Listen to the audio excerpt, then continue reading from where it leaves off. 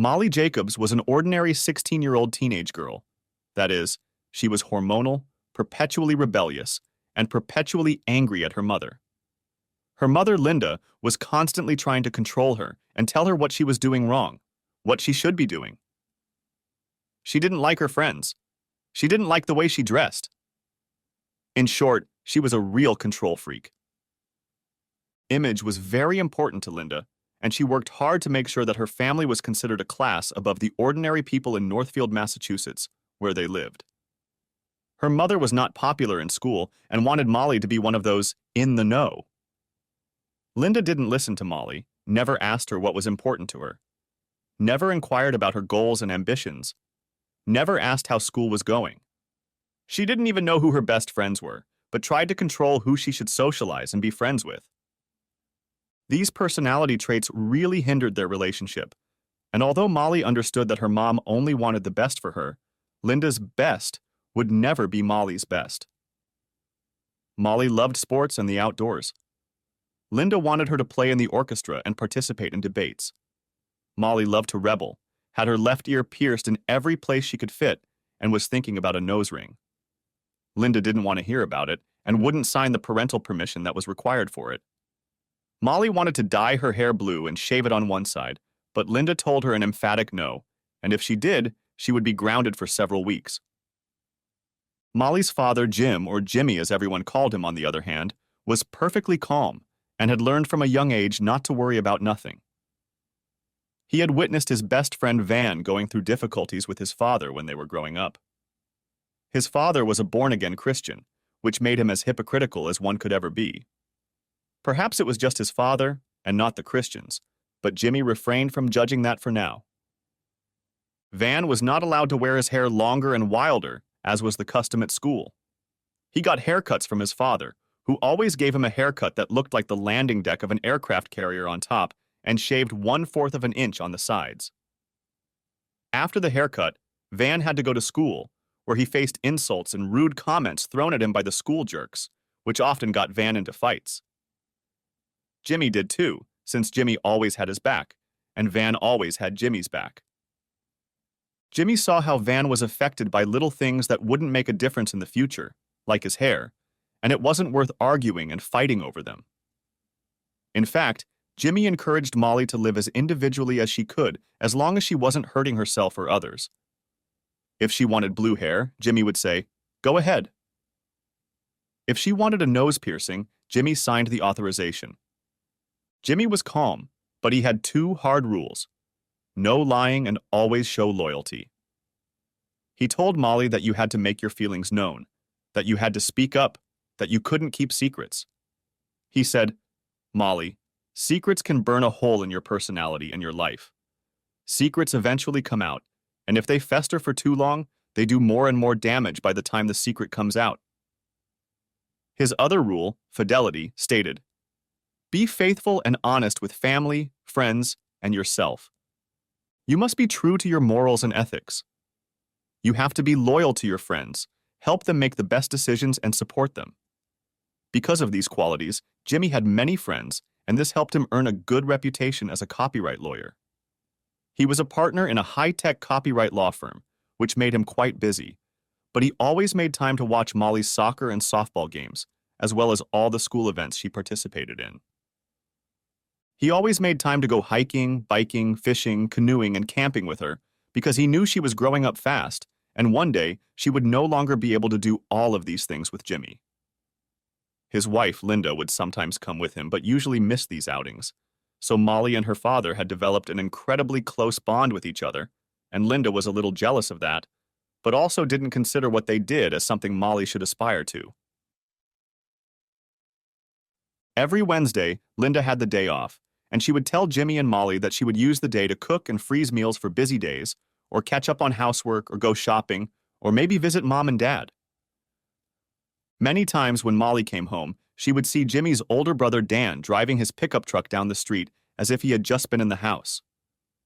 When she would ask Linda if Uncle Dan had come by, she would sometimes say no, which seemed odd, since why else would his pickup be parked on her block? Sometimes she'd say yes, that Dan had come by to ask her about a landscaping project he was going to help them with, or to borrow Jimmy's tools, or to see if Jimmy was home to talk to him. It all seemed a little odd to her, but her extended family was odd to say the least. Linda usually got home before Molly, who finished school at 5:30 after sports practice, and always got home before Jimmy, which meant no earlier than 6 and no later than 9 in the evening. On this day at school right after lunch, at about 12:30, Molly started having severe cramps caused by her menstrual cycle. She asked her teacher if she could go to the nurse and convinced the nurse to let her go for the afternoon. She pulled out her cell phone and called her mother Linda, but the phone immediately went to voicemail. She tried calling again and got the same result, so she left her a short message. "Mom, I'm not feeling well, so I'm leaving school. It's only 10 blocks, so I'll walk. But if you get this message, you can pick me up. I'll take Maple Street home. Thank you." Molly walked home, but Linda never called back. She's probably working out or shopping or doing something. Figures. She gets mad if I don't answer her calls or texts right away, but when I call her, nothing. Once around the street corner in her neighborhood, she saw Uncle Dan's truck parked in the driveway. He probably needs more tools or something, she thought. Molly walked up to the house and saw that the door was locked, which struck her as a little odd, but instead of ringing the bell, she pulled out her keys and opened the door.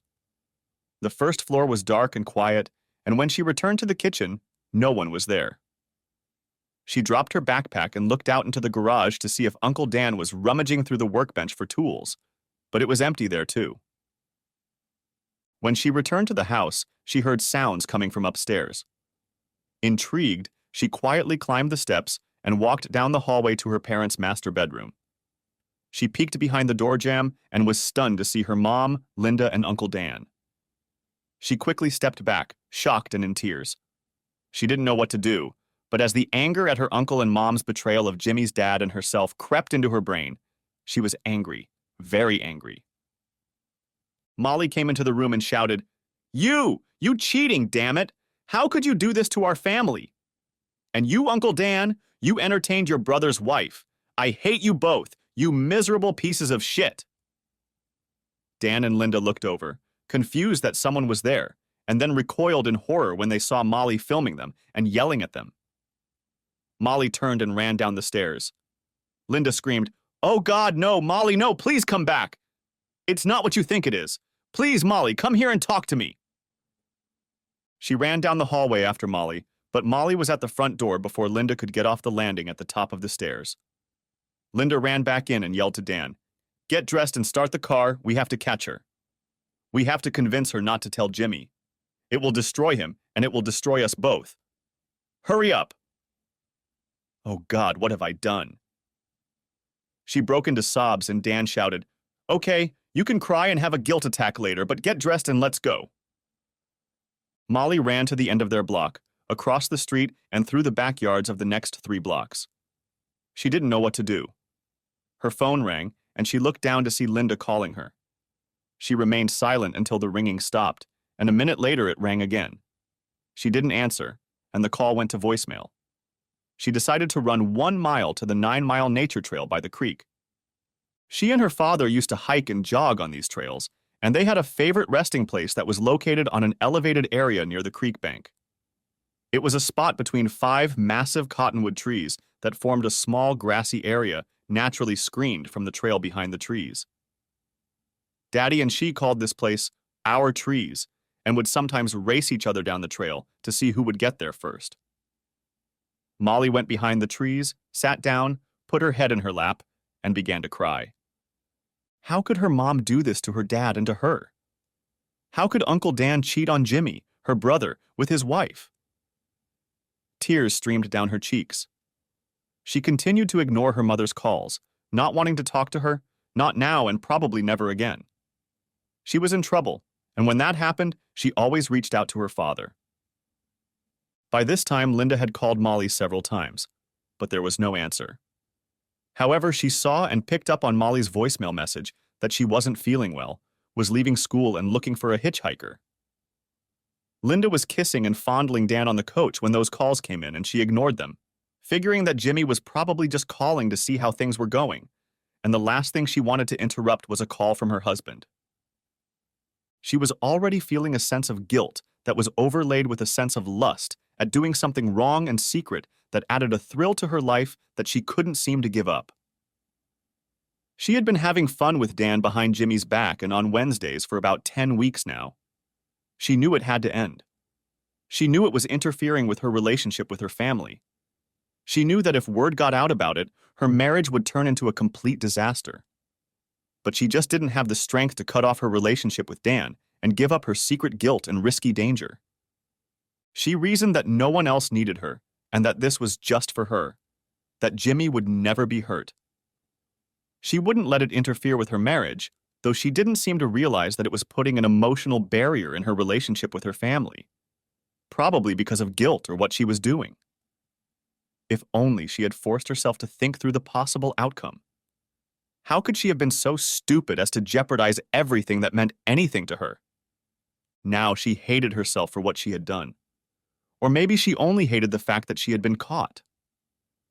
She didn't have time to analyze it all now, but she was afraid she'd have to dig deeper to figure out why the hell she'd taken such a risk. Now that her daughter had called her a whore and run away, it was beginning to dawn on her how many people could be hurt by her actions, including herself. She still didn't understand how she had let it happen. She loved Jimmy and Molly more than anyone in the world and knew that the affair was destroying her marriage, but she couldn't contain the lust she felt at indulging in this secret vice just for herself. But now she couldn't bear to think of what might happen to her family, that she might have ruined the man she loved and her daughter, and thus ruined herself. She frantically called Molly's phone and tried to leave a message to convince her to talk to her and not to tell Jimmy what she had seen, as it would destroy him. Molly continued to ignore Linda's calls and decided that she had to call her father. She called him and he picked up on the second ring. "Hey, little rebel, what's going on? Aren't you at school? Are you okay?" Jimmy could hear the sobs and sniffles of his daughter, who was clearly in distress, on the other end of the line. "Molly, what happened? What happened? Are you hurt? Where are you? Where's your mom?" "Daddy, please come quickly. I need you. I'm at the trees. Don't tell Mom or answer her calls until you get to me. Please." "Why, Molly? Did you and Linda have a big fight? Are you okay? What's going on?" "Just do it, Dad. Just get here as soon as possible. Don't call Mom. Please, please, please just do it." "I'm fine, but I need you now." "Okay, stay safe and don't move. I'll be there in 20 minutes. Jimmy stormed out of the office and, not wanting to waste time explaining himself to his executive administrator, Beth, simply told her, "I've been gone all day. A client is having a breakdown, so I have to run. I'll tell you all about it tomorrow." He ran out of the building to his Porsche SUV. Partners love luxury to make up for all the hours of work and stress. His cell phone rang again, and he saw it was Linda. He didn't answer it as he promised Molly he would. The call stopped and immediately resumed. Starting the Porsche and pulling out of the parking lot, he rushed across town to the nature center. He pulled into the parking lot, jumped out of the car, and in suit, tie, and dress clothes ran down the path until he saw trees. He ran up the bank and entered a small pen, and there sat Molly, curled up in a ball and crying. "Molly, Molly, please, what's wrong?" She threw herself into his arms and hugged him and sobbed even louder, her body shuddering with sobs. He stroked her hair and back, and after 3 or 4 minutes she calmed down. "Molly, did someone hurt you? What happened? Did you and Mommy have a fight?" While he was saying this, another ringing sounded on her phone, which was lying on the ground, and he saw that it was a call from Linda. Picking up the phone, he also noticed that it had 10 missed calls from Linda. Shortly after her phone stopped ringing, his rang and it was Linda. He was about to answer it, but Molly said, "No, Daddy, don't answer it. We need to talk." "Daddy, I don't know what to do. You always told me to tell the truth, to be loyal to my family, not to keep secrets because they eat you up inside. But what if the truth is worse? What if the truth destroys people? What would happen then, Daddy?" "Molly, I can see that you are obviously upset and suffering. It's better to talk openly about the terrible truth and pain where your family and friends can help you, support you, and help you cope." "Okay, Daddy. Oh, Daddy, I'm so sorry. Did Mom call you? If so, did she leave a voicemail? Please play it back. Jimmy looked at her strangely, but opened the phone and played the voicemail message from Linda. Jimmy, I need to talk to you. Molly and I had a fight and she ran away. She's obviously upset, and I don't think she quite understands exactly what she saw that upset her so much. I'm looking for her. Can you call me and tell me where she might be? Or can you call her and tell her to call me? Jimmy, please know that I love only you and Molly and always will. It seemed like a very strange way to end the message, but Jimmy put it aside and looked at Molly. Molly let out a sarcastic growl upon hearing the message. She said to Jimmy, "Now let me turn mine on." She played the first voicemail message from Linda, and in it, Linda could be heard sobbing, saying, "Molly, it's not what you think. It doesn't mean anything, just a harmless and senseless act. Please call me and talk to me about this before you do something stupid. Please talk to me before you talk to Dad." Again, Molly replied, "Yeah, sure, just a harmless act." Jimmy looked at her in confusion and asked, "What's going on, Molly?" Molly replied, "Daddy, just bear with me. Let's turn on the next voice message from Mom." She pressed the play button, and Linda, as if pleading, said, "Molly, please talk to me. Don't tell anyone, especially Dad. It would ruin him and our family." At these words, Molly jumped up and vented her anger. "Yeah, screw you, Mom. You're taking it out on me that I'm ruining the family? What a load of crap. You've got to have such nerve to take it out on me." Jimmy was confused and said, "Molly, you've got to tell me what's going on. Spit it out." Molly replied, "Dad, are you sure? You heard her. It's going to ruin our family, although I think Mom already did it anyway." Jimmy looked at her and said, "Molly, you can't go that far and not tell me. Spill it. What's going on, for heaven's sake?" "I'm so sorry, Daddy. I wasn't feeling well at school, so I decided to go home and called my mom a few times to give me a ride, but her phone was off. I got home, and Uncle Dan's truck was parked in the driveway. The front door was locked, so I unlocked it and went inside. There was no one on the first floor, and then I heard a noise coming from your bedroom, and I quietly went upstairs. I'm so sorry for you, and me, and our family, Dad. Here, you better watch this video, I think." She handed her father the phone, dropped her head to her knees, and began to cry softly again.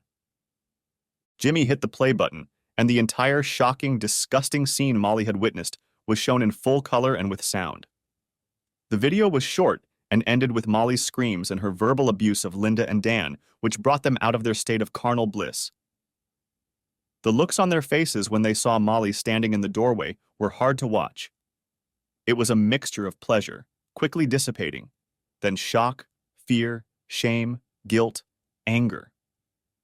It all blended into a study of human emotion in less than 5 seconds of screen time. Jimmy had turned off his phone, and now his head was leaning to his knees, and tears were beginning to fall. Why? God, why? How could she do this to us? And to my brother? How could they betray me like that and disrespect me so much? He couldn't bring himself to say more. Molly came close to him and, putting her hand on his shoulder, said, "I'm so sorry, Daddy. I feel the same betrayal and shock. I never want to see any of them again.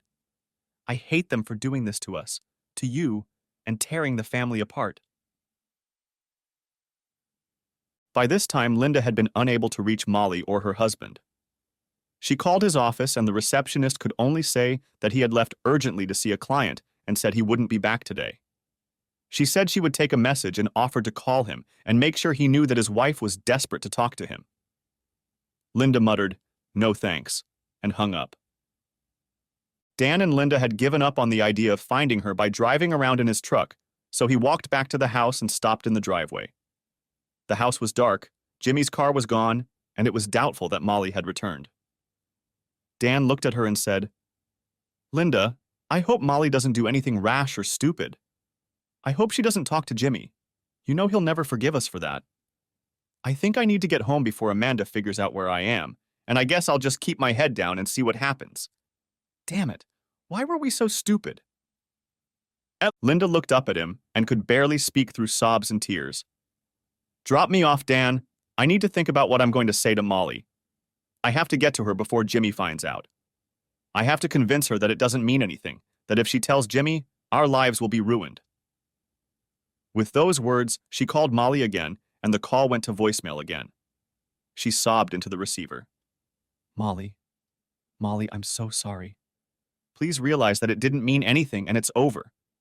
Please call me before you talk to anyone. Please don't tell Jimmy, it will destroy us all. With those words, Linda got out of the car and walked back into the house. She called out to Molly, knowing there would be no answer. She ran to the bedroom, took off the sheets, picked up her scattered clothes, and put new sheets on the bed. That's what she'd done on the Wednesday after Dan left for the past 10 weeks. She sat down on the bed and cried. Why did I do this? Why did I risk my marriage and my family's respect for this? Come to think of it, she didn't even really like Dan. And she certainly didn't love him. Her love for Jimmy had never waned, but looking back on her behavior, she saw how emotionally she had begun to push him and her daughter Molly away. Why did she always pick on Molly so much? When had she stopped having open and loving conversations with Jimmy? When was the last time she made love to him and showed him any meaningful affection or connection? What the hell was wrong with her? She thought long and hard about it. Probably a lot of it had to do with the excitement and trepidation of doing something behind my family's back that was meant just for me. It felt so wrong, but that's partly what made it so exciting.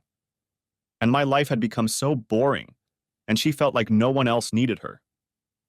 Molly didn't need her, and with Linda's attitude, Molly pulled away from her and broke off her open and loving relationship with Linda. Jimmy didn't need any excitement. He had it all in a fast-paced career as a lawyer that left no time for her. What time he did have, he channeled into Molly, especially since she had pushed him away emotionally. He knew that their lives were completely incomplete, but he stopped to interrogate Linda about what the problem was and whether they should see a counselor. She had turned him down, telling him that everything was fine. She thought he had emotionally withdrawn from her in response, and it seemed that Jimmy didn't need her. But now she realized that it was her fault. Dan had told her how attractive she was and how much he needed her. He couldn't find the same comfort and feelings in his wife Amanda that he was getting from Linda. And since Amanda was 6 months pregnant with their second child, he wasn't getting much attention at home. Their flirting and his constant comments about how beautiful and desirable she was had eventually led to them ending up in bed. But now Linda remembered the look of hurt, pain, disgust, betrayal on Molly's face. Molly had called her a cheap whore, and she couldn't disagree. She also thought of Amanda, about Dan and Jimmy's relationship, about their parents and her parents. Why am I only now realizing how painful and horrible it was? I ruined my life, and I did it without even thinking about the possible consequences or why I did it. She collapsed on the bed, curled up and cried and cried and cried until she fell asleep. Jimmy and Molly remained sitting by the trees, crying and talking to each other intermittently. Molly asked, "What are we going to do, Daddy?" Jimmy replied, "Molly, I don't know what we're going to do. I have so much anger and hurt inside me from being hurt by the women I have loved and shared my life with. And also the older brother I grew up with and thought he always had my back. And now you're in the middle of this mess too, knowing that our family life will never be the same again. I don't know if I can even look at Linda, let alone forgive her, but she's your mom, and you'll always need to maintain a relationship with her, even though it might be hard to understand right now.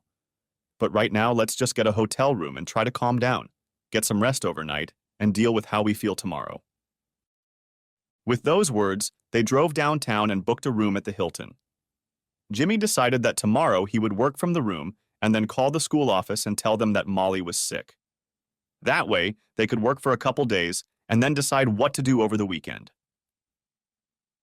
Tomorrow, when Linda would be at work, if she went to work, of course, Jimmy would go to the house and get clothes and toiletries. They would have enough for 3 or 4 days while they decided what to do. Jimmy also called his friend Jack Wilson, who was the district attorney for the city, and briefly told him what was going on.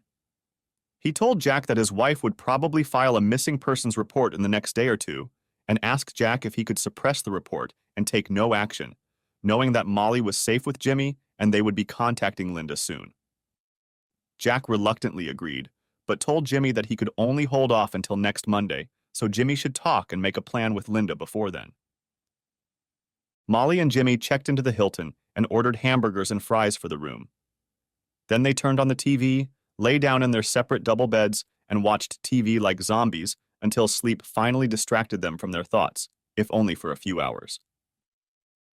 Linda woke up around 10 o'clock at night and saw that neither Molly nor Jimmy had called her back. "Oh God, no," she thought. "Jimmy must know, or he would have called long ago or been home. Oh God, what have I done?" She tried calling Jimmy and Molly's cell phones again, but both went straight to voicemail, indicating they were off. She texted Jimmy a message. "Jimmy, I think you know. But please know that it meant nothing, and I only love you. I'm sorry, but you need to let me know that Molly is safe, and you need to come home and talk to me. Please let me explain everything." She really didn't know how or what she would explain to Jimmy. Would he want to know the details? Would it be better if it was limited to that incident and one mistake? She began to think over her story and what she would tell him. She waited until midnight for a call or text reply to her calls, and when none came, she crawled under the covers and tried to sleep. It was a restless night without sleep, full of tears and self-loathing for what she had done and for the pain she knew she had caused. In the morning, Jimmy and Molly woke up early and went to the Hilton for breakfast. Jimmy called the school and said that Molly would be gone for 2 days and called work and said that he would work from home, call his cell phone if he needed to, and his computer if he needed to, but no calls unless he needed to take care of something urgently. He looked at Molly and said, "Molly, I'm very sorry that you saw what you did and that you were dragged into this terrible situation. I think you will enter adulthood and face all the challenges life can present you with sooner than I could have hoped. You're 16 now, and I'm afraid you will now see from an adult perspective how important the things I've been preaching to you are.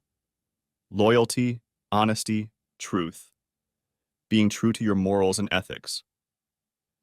As you can see, all sorts of nasty things happen in life, but you have to do your best to live by your own code of right and wrong.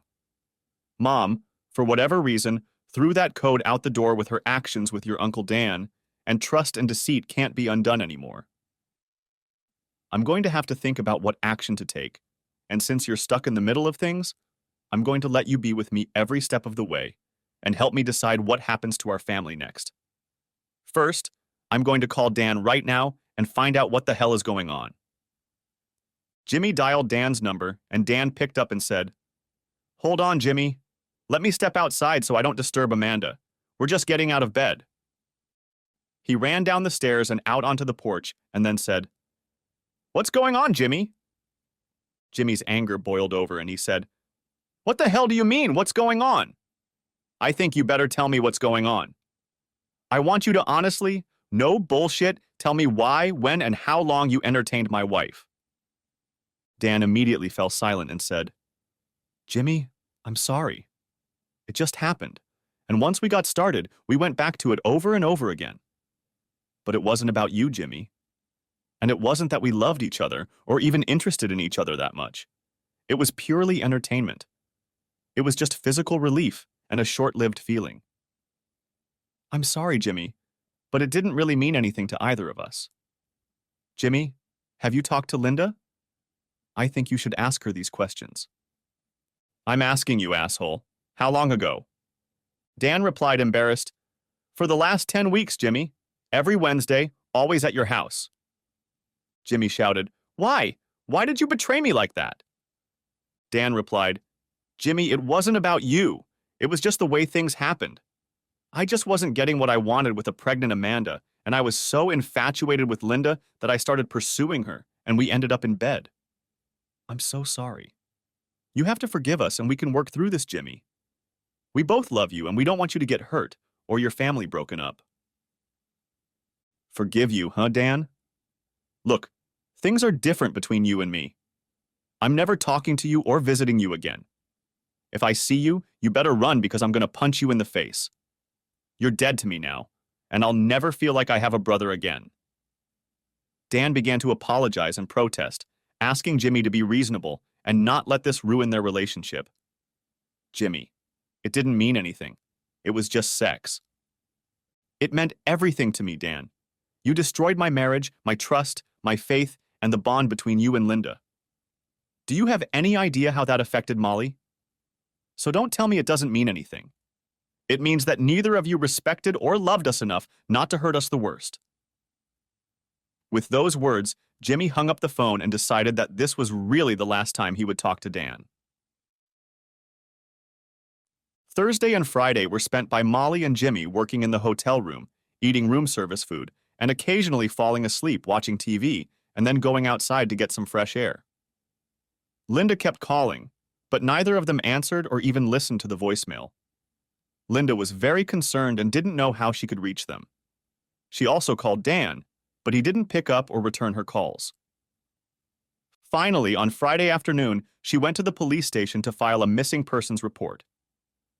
She went to the desk of the officer on duty and said, "My daughter has run away, and I want to file a missing persons report and ask for your help in finding her." The officer on duty began writing down her information, and after getting her name, her daughter's name, her husband's name, and address, he asked her to wait a few minutes and went off to the back offices. A few minutes later, Jack Wilson, the district attorney, came out of there and introduced himself. He led Linda into the interview room and asked her to take a seat. "Mrs. Jacobs, my name is Jack Wilson, and I'm a friend of your husband, Jimmy. I want you to know that Molly is okay. She's with Jimmy, and he called me and said you could file a missing persons report.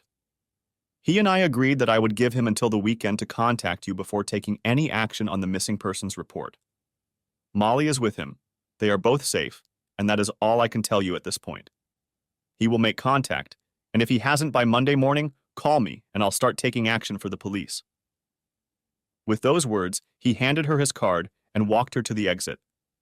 She could feel his accusing stare and lack of respect as he stood up and led her toward the exit. She guessed that Jimmy had told him the story and decided that it would get her nowhere trying to argue with him. Jimmy has a lot of friends and they'd have his back. She walked to her car, got in it, and started crying again. Back at the Hilton, Jimmy looked at Molly and said, "I think we need to talk to your mom and tell her you're okay.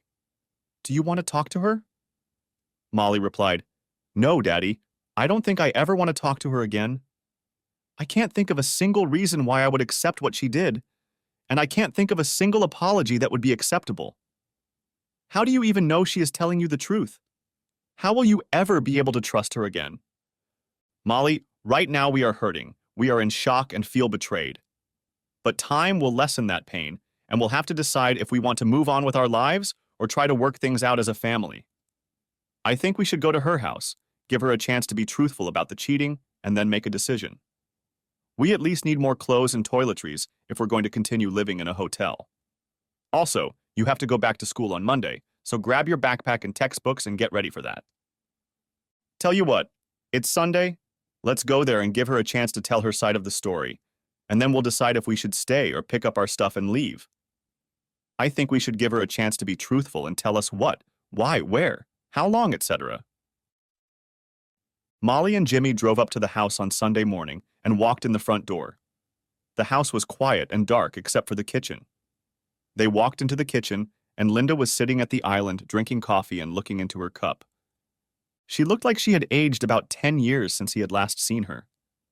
Her face was puffy, with red blotches. Her eye makeup had been partially washed away by her tears, and she hadn't bothered to wash it off or replace it.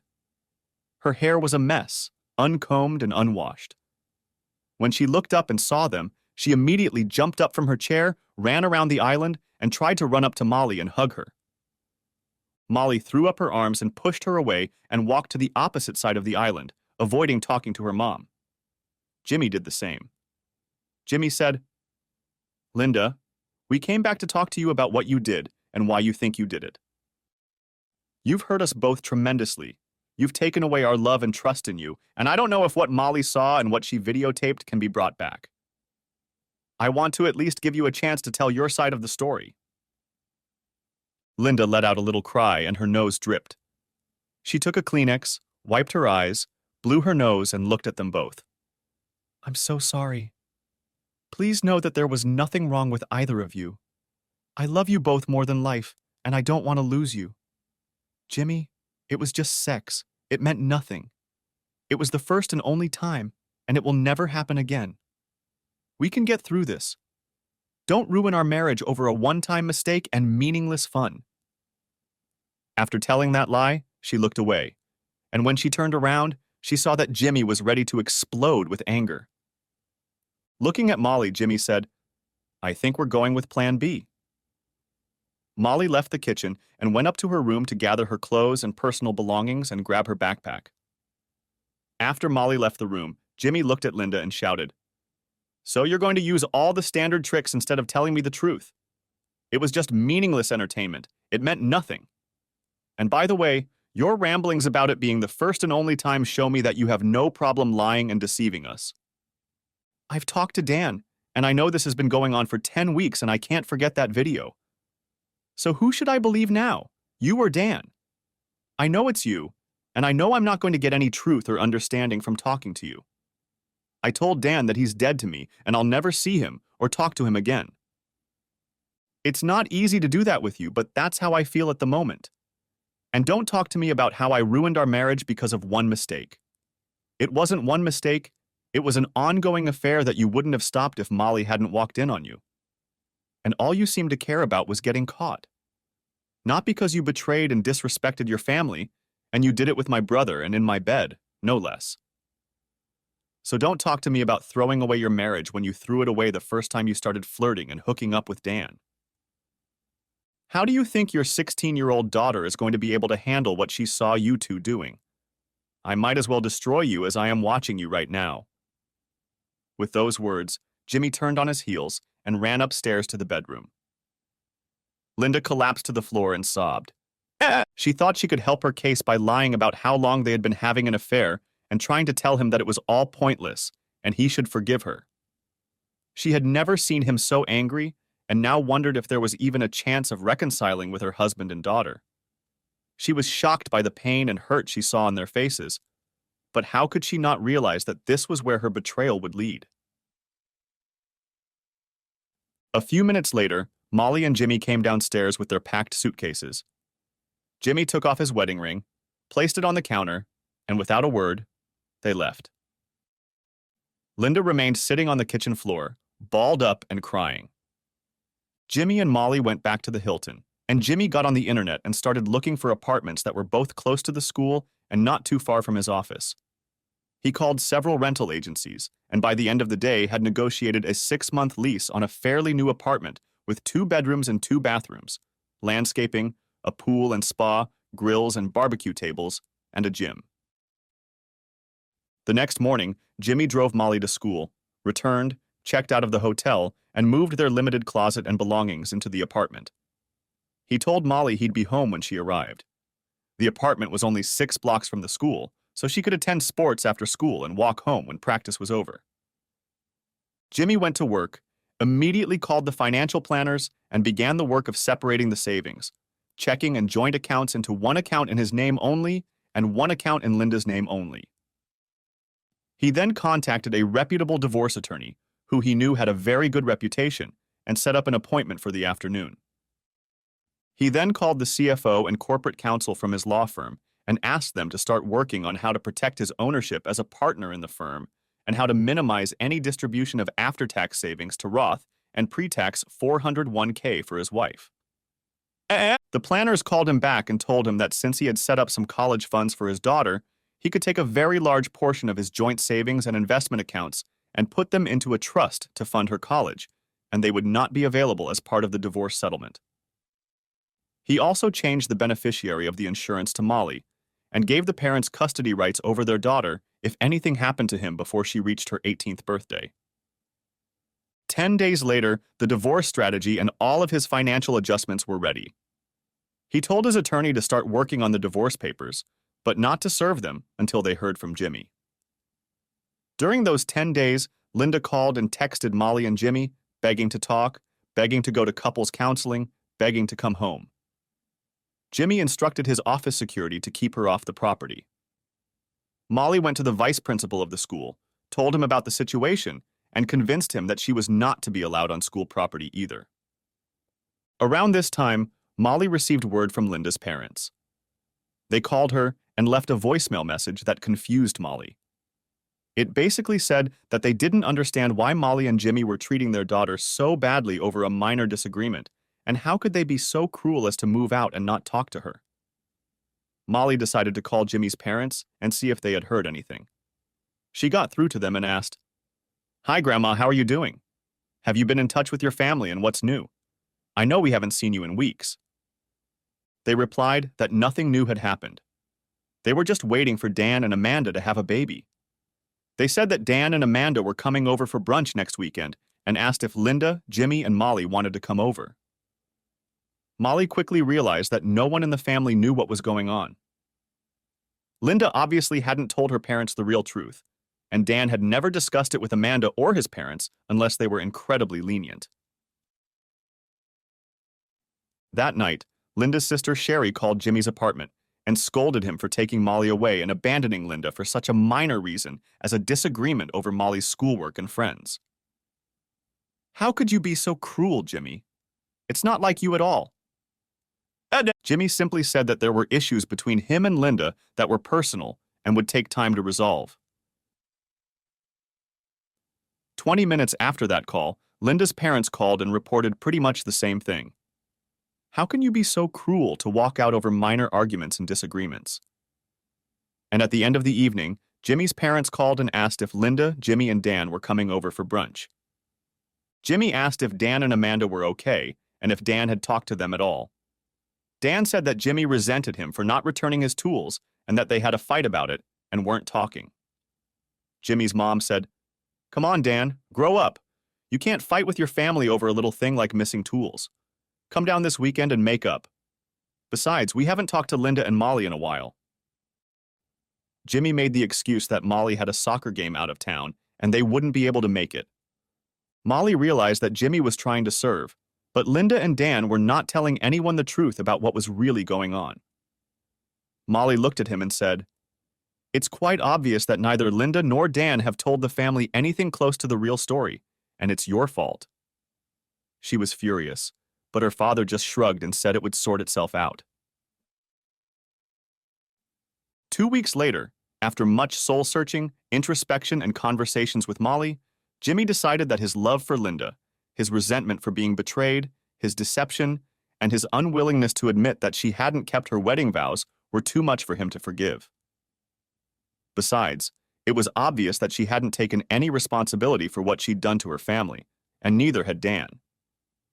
He decided it was over and had his lawyers serve Linda with divorce papers. Linda sat at home trying to decide what strategy she should use to get Jimmy and Molly home so she could get busy repairing her relationship. She realized that she had hurt them, but she still convinced herself that it was just meaningless fun. It was over and things could go back to normal. She told herself that they would miss her and come back, and when they did, she would be the most loving wife and mother she could be. While she was thinking about how to get Jimmy to talk to her, a car pulled up to the house, and a few minutes later, there was a knock on the door. She looked out the window and saw a young man in a suit looking at her. She opened the door and he asked, "Are you Linda Jacobs?" Worried that maybe something had happened to Molly or Jimmy, she replied, "Yes, that's me. Is everything okay?" The young man held out a folder to her and said, "Mrs. Jacobs, you have been served." He took a quick picture of her with the package and then turned and walked back to his car. Linda didn't understand what he was saying, walked to the living room, sat down on the couch, and opened the envelope. Pulling out the papers, she saw on the first page it read, "Petition for divorce." Tears came to her eyes. She dropped the papers, and for the first time truly realized that she had probably abandoned her marriage and her family for some lousy entertainment.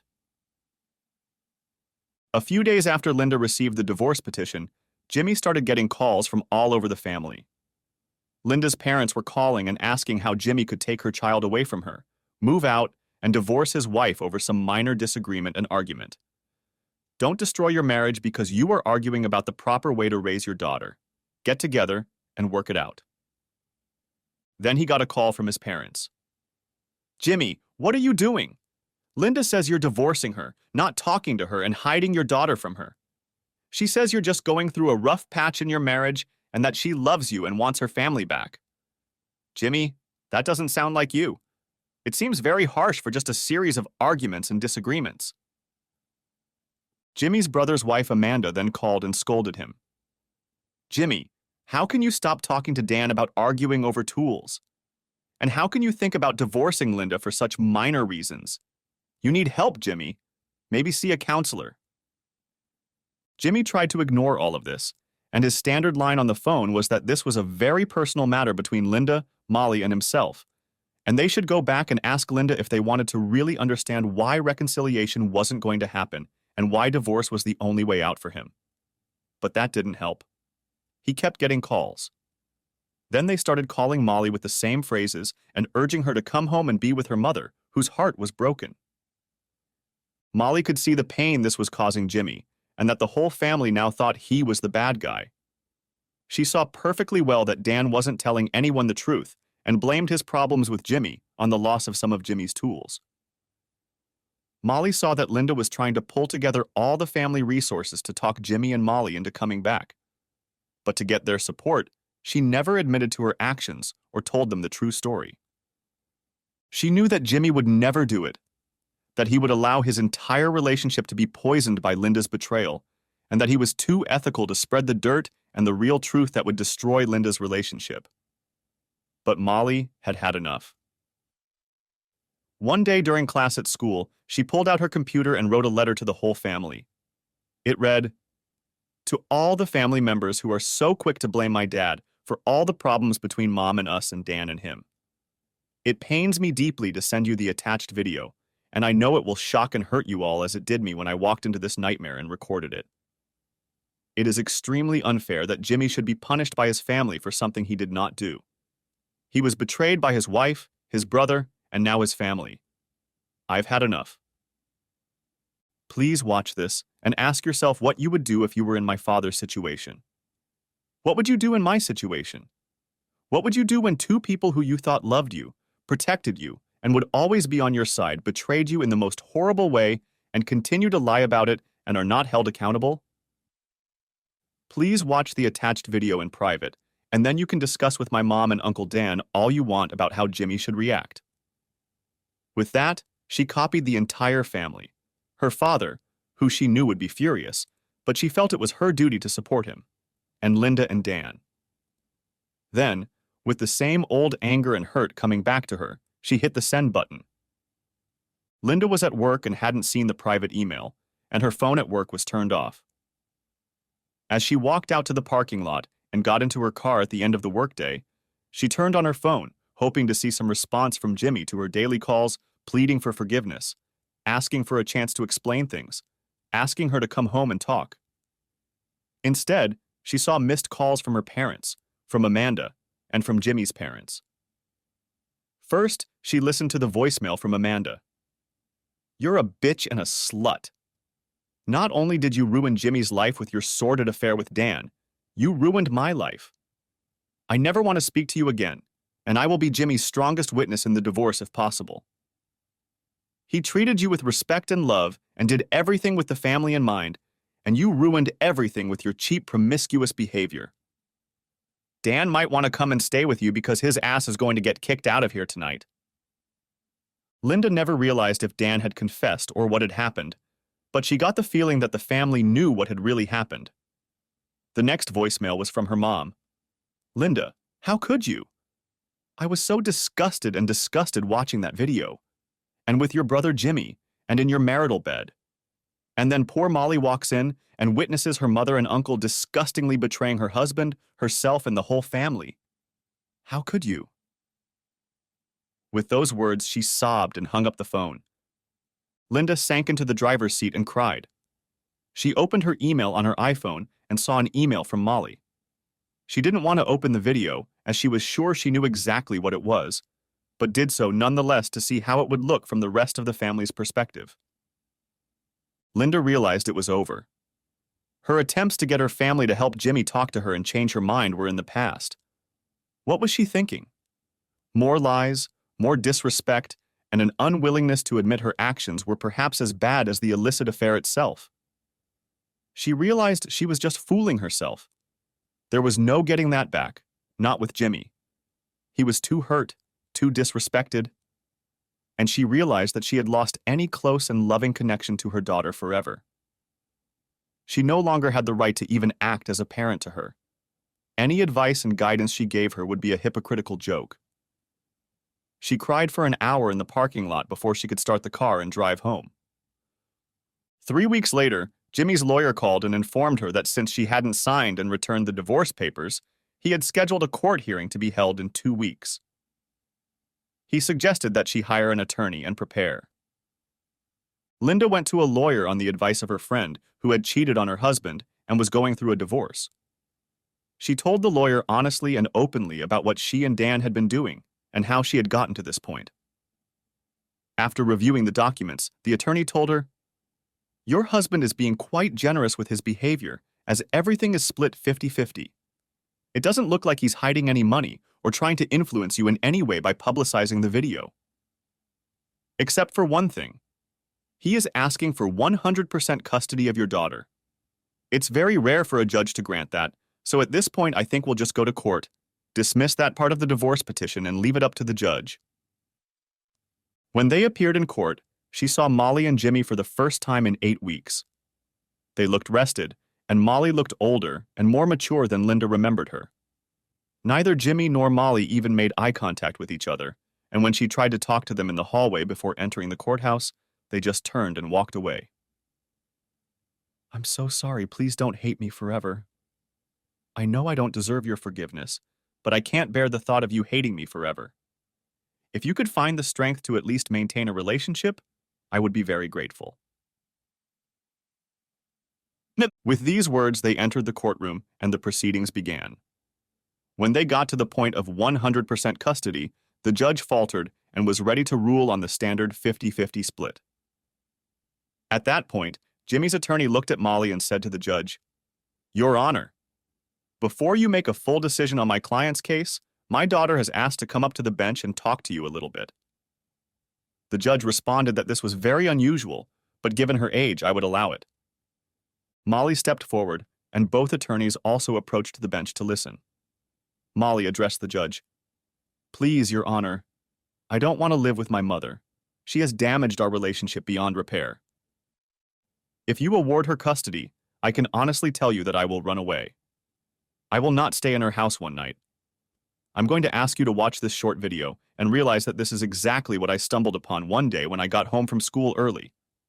The man in the video is my uncle, my father's brother. It went on for 3 months and probably wouldn't have ended if she hadn't been caught." With those words, she started the video and handed the judge her phone. His demeanor and body language changed as he watched the video. He handed the phone back and asked everyone to return to their seats. He said, "I am going to give 100% custody to the father, as per the petition. So the father is not going to pay child support, and given his salary, I'm not going to ask the mother to pay child support. However, with respect to custody, I am going to order that the mother will have weekly 2-hour visits with her daughter. For the first 6 months, these visits will be in counseling sessions paid for by the father. He is invited, but his presence is not mandatory. This counseling will be an attempt to see if mother and daughter can develop a relationship for the benefit of their future lives."